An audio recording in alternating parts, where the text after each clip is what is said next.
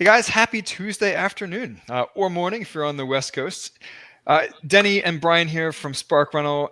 Super excited to have you with us. And we are joined today by Tom Brickman of the FrugalGay. Tom, thanks for being with us. Thanks for having me. So for those of you who are not familiar with Tom recently retired at the age of 39 with real estate investments. So we're going to talk today about exactly how he did that and how you can follow in his footsteps. So, Tom, let's rewind the clock a little bit here. Let's start with just how you began your career. What fields were you in?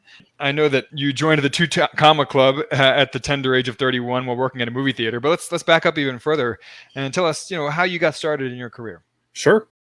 I went to the University of Toledo. I have a degree in business and minor in marketing, and I took a job right out of college at 23 with a movie theater. So that's where I was for the last 15 and a half years. And I bought door 1 and 2 when I was 21. So that kind of got awesome. I was a senior in college at the time, and that kind of got the wheels rolling right there. And it was a $90,000 duplex. I lived in the ugly unit upstairs. I rented out the nice unit downstairs. House hacking. And did you have a mentor, or what made you decide at 21? My dad was in real estate always, but not, he was a police officer. He was not like in real estate, but he had a rental property or 2 rental properties while I was growing up.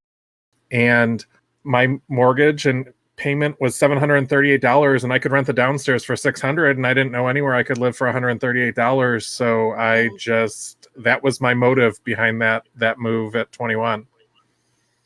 I love hearing that. And how did you afford that deal? Presumably broke college student. So I cash flowed college, and that's why I worked at the Gap all through college, and they did tuition reimbursement. And they also had a stock purchase plan, and it automatically came out of your check every 2 weeks to purchase Gap stock. So I actually cashed in my Gap stock at 21, and that was my down payment. I had about $10,000 in Gap stock at the time, and I rolled that right over, and my down payment on my first house was $9,000. So that was how I got my foot in the door. Wow. I love it. Now, do you still own that property? I do. It's one of the very few that I still own from the beginning. I've sold off and scaled up a lot over time, but that one is still in my portfolio 20 or 18 years later. That's so cool. So you said that you spent your 15-year career, before you retired, working for movie theaters. So what exactly were you doing for these movie theaters? I'm guessing you weren't like collecting tickets at the door. I mean, whenever you had call-offs, I was collecting tickets at the door, but I was a general manager. They moved when I was 23. They moved me to Texas. They said, we're going to move you here for 6 months and move you back to Ohio. And I got to Texas, and I never got that move back to Ohio. And that's really where I was able to grow wealth. Was I was in Texas at the right time, and I started purchasing properties in Texas in 2009 at the bottom. And I moved around to 5 different locations. I used them so I could get mortgages, and I could grow my wealth that way. But my passion always was with real estate. So I bought one in 2009, and that was like a financially traumatic experience, because I had bought in 2004 and 2005. And I remember when I bought the one in 2005, like I remember signing the application when they were handing me the keys to the house. Like it was just such an easy process, no money down, just sign paperwork and you've got a house. And then I went to go get this one in Texas in 2009, and it was like, what are you talking about? Why do you need to know about all this? I mean, it was just like a wild process from what I did in 2004 and 2005. And I just made a goal to buy one a year, and I bought what the investors were ignoring. I started with these ugly little condos, cash condos for $26,000, $13,000. And wow. I've traded almost all of those up now and turned them into houses or multifamily properties now. Now, do you do any of the maintenance work and upgrading and all that yourself, or hire contractors? Both.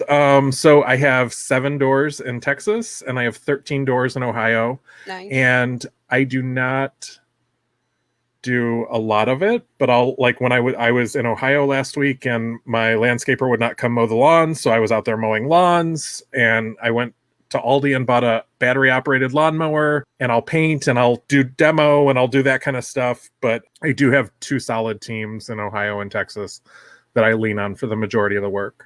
So, I remember reading on your website, thefrugalgay.com, for anyone who's just joining us, that you reached a 7-figure net worth, we call the 2 comma club, at the age of 31, while you're working as a general manager at a movie theater. You said on your website that you were earning around $55,000 a year. So, not an enormous salary by any stretch. So how was it that you were able to reach a 7-figure net worth, without, at a young age, without having an enormous income? Was it mostly through a high savings rate, through your investments? Talk us through that a little bit. It was investments, buying the right properties at the right time. One of the properties I bought in 2013 was a $15,000 purchase, and it turned out, when I sold it in 2021, it was a $97,000 purchase. So a lot of it was just buying those right properties. I always bought the ugly stuff. I never bought anything move-in ready. So I always had value add opportunity. And like even that one in 2009 when I bought it, it was a $26,000 property, and I was able to put, I don't know, about $4,000 worth of paint and nice fixtures in it. And I turned and I sold it 2 years later for $57,000. So it was just a lot. It was almost all real estate. I had my 401k and my traditional investments, but that $1 million at 31 was definitely the real estate and just picking up the right doors. And I mean, I say one a year, but then there were times like in 2013, I put out 3 offers in 1 week and all 3 got accepted, which I was not expecting. And I just figured out a way to make all 3 of them work. So how has your real estate investing strategy changed as you have gotten older, as you've become more experienced? You mentioned that your first property in college was a duplex that you house hacked, and then you got into some of the ugly condos, and now it sounds like you've gotten more into multifamilies. So kind of walk us through that evolution over time of how your investing strategy has changed. I love the single families now, and I used to avoid the single families, and that was just not part of my strategy. But I know from having the multifamily, the single family, the condos, the mix is important. And when I've got that empty 3-bedroom, 2-bath, 2-car garage, that's the most desirable. That's the moneymaker for me. So it's shifted from I looked at 5 houses on Sunday, and I probably 10 years ago would have put in offers on 2 of them because they are both salvageable, but they were really, really rough.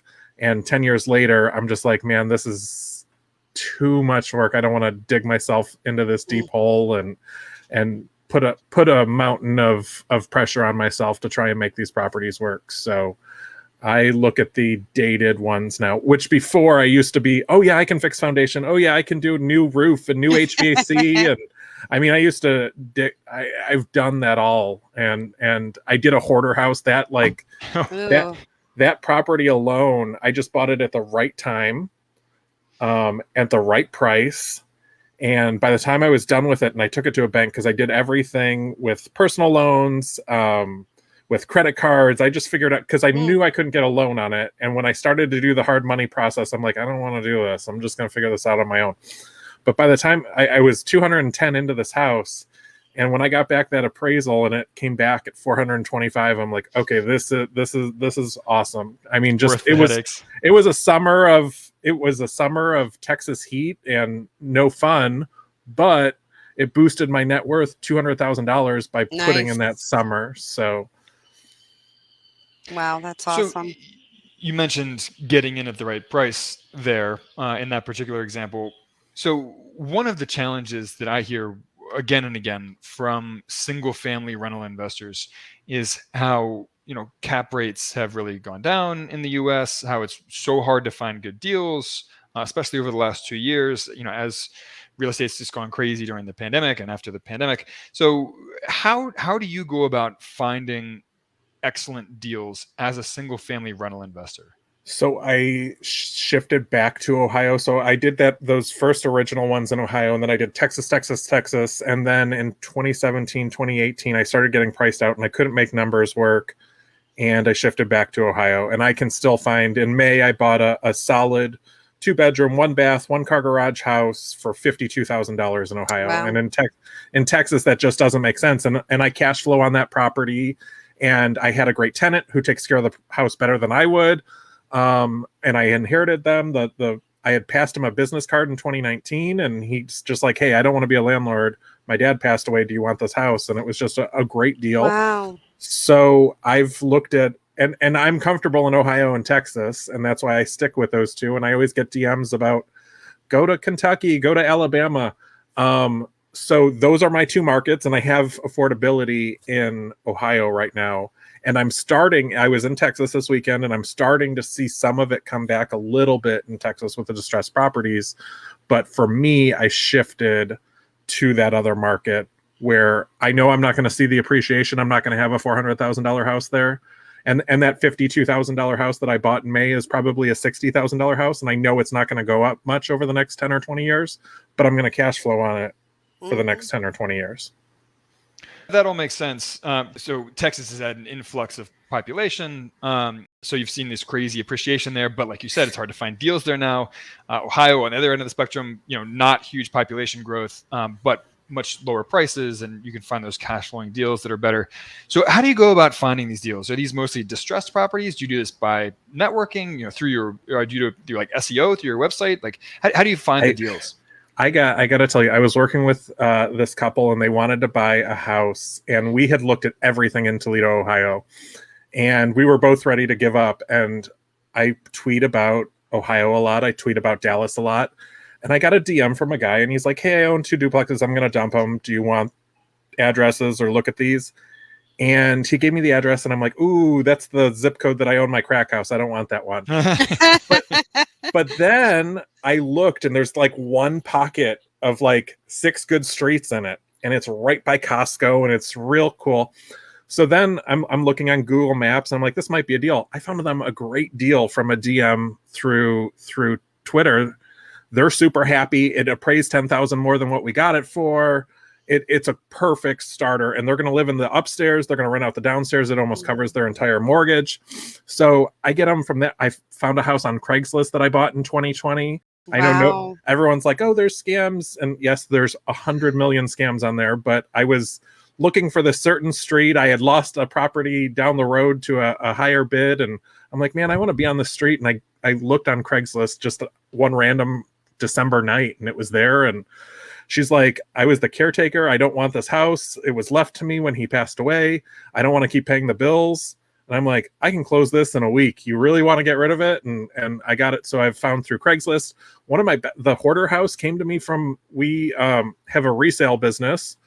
And I was out there sourcing merchandise, and the guy who sells us our nail polish is like, hey, my mother-in-law passed away. Do you want this house? It's hoarded. And it was a great $200,000 profit house. And I'm like, yes, I will take the nail polish in the house. So I found deals, and then I found, I have one under contract right now, and it was just on Zillow, and it's just sat there, and it is a solid 2-bedroom house. And, investors always go for those 3 bedrooms, and this is a 1,200 square foot 2-bedroom. And I know I can make that 3rd bedroom appear in 1,200 square feet. So I went and looked at it, and it's really clean, and it's got good bones, and it's got the new roof and the new windows.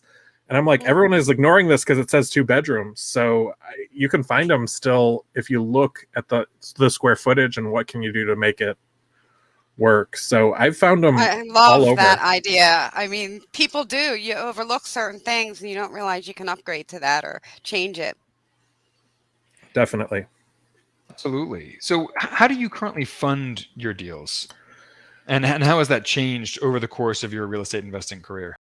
I'm one of the more conservative ones. I do not carry a ton of debt on my 20 doors. I have mortgages on a couple of them, but that's because that makes me sleep better knowing that I need to collect rent from 3 or 4 people, and I'm able to cover all my bills on the other 20. So this year I sold my primary, which I lived in for the last 3 years, and I sold it at the right time. I was going to keep it as a rental, but that cleared up. So that kind of paved the way for the next 3 deals. To buy in cash. Yes. So some of the Ohio ones are cash properties. I just secured a guidance line of credit, which is with a credit union here in Texas, and I've done business with them for a while, and they basically say, if you bring us a deal and you put down 20%, we'll write it on there, write a loan for you on it. So I've been successful with those credit unions in both Ohio and in Texas. And yes, I don't get the absolute best interest rate, but I also know that I can bring them non-traditional stuff. I have a commercial space in Ohio. More flexible. And I know I couldn't have gotten anyone to write anything on this. So I bought it cash. I fixed it up. I put 4 tenants in it and took it to the credit union. They're like, of course we'll write on this. It's got a brand new roof. It's got new HVAC. It's got all this. Yes. Well, what do you want? And we'll do it. So I think looking at that non-traditional credit union, smaller banks was the key for me to continue to grow and form those relationships. So when I do have something non-traditional, like it was a pizzeria and we turned it, it's now a barber shop. Okay. But it had sat empty for 20 years. It was on a great corner. It was just poorly listed, and we got a great deal on it. The guys were about to lose it to tax foreclosure, and they're just like, Wow. yeah, we went in with a lower offer. It was a different market. It was 2018 or 2019. And they said no. And then they came back like a week later and they're like, you still want it? And we're like, yep, we'll take it for that. So I think looking at those non-traditional ways, and, there's a hard money lender that's like itching for me to take a loan with them. So I'm open to all, but it's got to be the right deal and the right terms and make sense for me to do it. We do Yeah, have no, that a makes sense. question from one of the Facebook watchers. As you said, you purchased a property for $26,000, then sold it for $57,000 over 10 years. But what did you wind up paying in property tax holding on to a property that long? So the 26,000, I sold it 2 years later. I sold it in 2011, and I sold it for 57,000. And I lived in it, and I rented out one of the rooms. It was a 2-bedroom, 2-bath, so it was perfect for house hacking. And his rent basically covered my house payment and tax, and then all I had to pay were the utilities. And I also didn't have to pay capital gains because I lived in it. Primary residence exclusion. Yeah. Right. So I've done that a few times over the years. And that's, when people DM me and they're like, how do I get started? I'm like, find something you can house hack or if I had to start over again today, I'd start with condos again. I'd find those 2-bedroom, 2-bath condos that are 89,000, 100,000 in Dallas. And I do it exactly the same way. That's something. So house hacking is a recurring theme that Deni and I talk about all the time. It's a great way to get started. You get to use owner-occupied financing, which is way cheaper, and higher LTVs and all that good stuff. So yeah, you're preaching to the choir here. So I love to ask real estate investors who have been around as long as you have about the low point in their story arc. Like that moment when all hope seemed lost, because we've all had those really bad experiences as real estate investors, and usually those are the ones that you learn the most from. So I'm curious about the low point in your story arc as a real estate investor. I did buy a crack house on eBay. It was auction.com fulfilled by eBay. I'm sitting at my desk On at work. eBay. So it was auction.com, but they were advertising it on eBay. So I'm sitting at my desk at work and I'm bidding and I know the zip code, but I don't know the street. And I think it's a different neighborhood than what it is. I'm texting my local friend. I'm like, hey, when you go on lunch, can you drive by this? And she's like, yeah, I'll drive by it. And then I got emotionally attached and I'm like, I'm buying this house. And I ended up winning it for $13,501. And it was definitely a crack house. It definitely had bullets in the door frame. It had bullets in the bullet holes in the windows. And my dad went out there and he's like, I would just lose the $13,000 now. You're going to regret it if you start spending money over here. And I mean, I've had a couple of those, and I've had even during the hoarder house process where I'm like, man, I don't know how I'm going to pay for this. Cause at that point it was all out of pocket and my cards were maxed. Everything was leveraged at that moment. And I've just always been able to figure it out. But back to the hoarder or to the crack house, I ignored him. I spent a ton of money. My total investment on that house was $39,000. And I'm glad I didn't walk away from it. I did sell it last year for $54,000. I sold it to the tenant. I did financing for them, so I'm not just making the $54,000 because I know that that's a tiny profit, but they're paying me interest every month on their loan, and he wouldn't have qualified otherwise. So it's kind of a win-win where I got to make him a new homeowner. I got the property off of my books, and now I collect a mortgage on it every month, and I'm not doing anything beside the initial $39,000 investment. So it was a win-win for us. But there were lots of points during that process, and it was hard to get it. I make it seem nice and easy in this 2 minutes, but it was a very rough property doing a renovation. And I was going to do a short-term rental that I bought in 2020, and I'd been working on this property for a year and a half. And that one was one of those that we did the inspection, and it was in the middle of winter, and a million things get lost in the north when you're in the middle of winter because your roof is covered in snow and you just don't know the extent. And when we realized what we got ourselves into, this budget of $60,000 to repair it turned into, by the time we were done, we're $165,000 total into the house, and we bought the house for $35,000. So we spent $130,000, and we were supposed to spend $60,000 on the renovation. Oh, wow. Prices doubled in 2021. So, I mean, that was, I got a quote for an $8,000 roof. And by the time I put it on, it was a $14,000 roof. So some of it was not just me not knowing how to price things. It was just prices just ballooned by the time we got to it. Wow. Yeah. I mean, there is always an element of risk in any kind of investing, including real estate investing, even for veteran investors like yourself. Definitely. So it's a perfect case study in that. So you recently retired from your full-time job at the movie theater. What are you currently working on? I work on the FrugalGay almost every day. And what that is like when I'm done with you guys, I have 3 coachings scheduled for this afternoon, and just talk with other investors that are looking to get into it. I love the investors that I can talk to about Texas or about Ohio, but I have some that I talk to about Atlanta and other states. And I'm doing FrugalGay stuff. I have one tenant that I need to go sign a piece of paper because I do Section 8. So I fill my calendar with things that matter to me. I just was in Ohio last week visiting with family. And now that I left, I structure my calendar a lot differently, and things that are important get put on it. This morning, I just got back from the gym. I just went and made myself a salad. So I get to fill my day with things that matter and not things that matter to my boss, which is nice. So you design your day the way you want it. I do. Definitely. That's awesome. And I did include the link to the FrugalGay in our chat for anybody who wants to check that out. Thank you. It's that's actually a story that we hear again and again from people who retired young, reached financial independence from real estate investing, is that they'll go out and they'll start a new business in addition to ramping up their real estate investing business. So and usually it's an online business because it offers more flexibility. You can, it's less overhead. You can, fewer startup costs.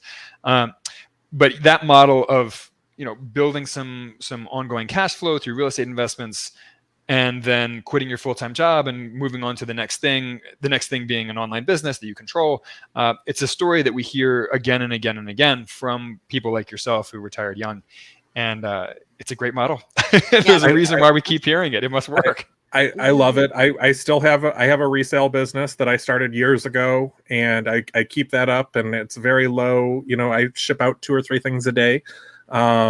And the FrugalGay is the new addition. I've bought 4 new properties this year, which I got down to 16 doors, and I wouldn't have been, and a lot of them were trade ups, like the one that I sold in Dallas. I've been able to trade up to a couple more larger properties, bigger properties that cash flow better. And if I had that job, I wouldn't have been able to do that. So it's nice having the flexibility to, offer on a house that makes sense. Nice. And just a quick follow-up to that. You said you traded up the properties. Did you do a 1031 exchange? So yes, over the years, I've done it several times. This one was a primary residence, so gotcha. I didn't have to. Final question before we wrap up for the day. What is your most important piece of advice that you would offer to either people looking to get started in real estate investing or people who are looking to scale up their real estate investing? So I get a lot of people that are just like, there's no affordable houses in Dallas. And then I pull up Zillow and I'm like, look at all these below 200,000. You got to start and you got to scale up. And you can't move into your dream house right off the bat. Right. So I always encourage them to start with like the 2-bedroom, 2-bath condo and trade it up over time. Another piece of advice I love to give people and they don't realize is even in the hottest markets, I got a great house in Dallas last year that I put under contract the weekend of Thanksgiving because nobody wants to move during the holidays. So when you look in October, November, December, you're going to find some deals. And we found a solid 4-bedroom house that we moved into. We put under contract at Thanksgiving. We moved into it at January 1st, end of the year. Wow. And it just like there's another one down the road that's 480,000 that it just went up at a different time. So it's not about timing the market, but it's about understanding the cycle of the market. And I love to put stuff under contract, especially in Dallas, in that October, November, December. People don't want to move during the school year. So, you know, get yourself set, clear up your debt. And then when you're ready, October, November, December are those months that you're sitting there with cash in your bank and you're ready to go. That makes That's perfect awesome. sense. Yes. And it reminds me of a Realtor.com study I read a year or two back that they were talking about what's the best time to buy a house. And they were saying, you know, yes, some sellers do pull their listings off during the holidays, but even more buyers withdraw from the market during the holidays. So, you know, that ratio of buyers to sellers gets a little skewed during the holidays. Only the most serious buyers are out there. And of course, only the most motivated sellers are out there too. So, you know, they are ripe for lowball offers. All right. Well, on that note, Tom, thank you so much for joining us today. This was a lot of fun. Yes. Thank you for having me. It's been great meeting you.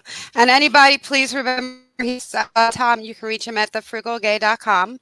And everybody have a great day, and we'll see you next Tuesday. Thank you, guys. Bye-bye. Thanks again, Tom. Bye. Talk to you guys soon.